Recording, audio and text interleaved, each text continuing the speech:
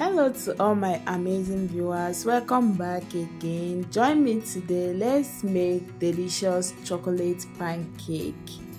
So start by taking out your mixing bowl, then add 2 raw eggs into your mixing bowl. Pour in your milk, vanilla extract, your white sugar powder, then use your spatula or a whisk to mix everything together. Next, add in your melted butter. Use your spatula to give it a quick stir. Then sieve in your dried ingredients. Here I have 2 cups of all-purpose flour, a pinch of salt, baking soda, and my cocoa powder.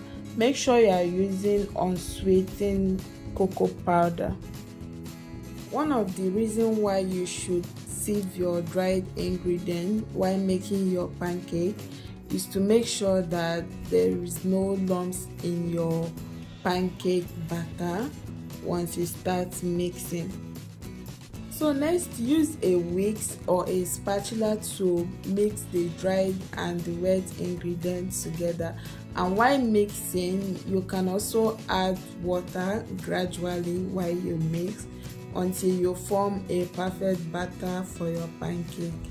So next, place a non-stick pan on the heat, spray some vegetable oil, wipe it with a kitchen napkin, then scoop some of your pancake batter into your pan.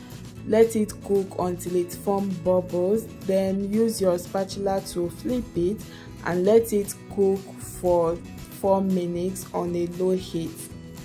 Once your pancake is done, take it off the heat.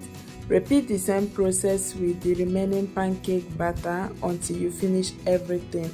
So the total time it takes to cook one pancake is 6 to 8 minutes.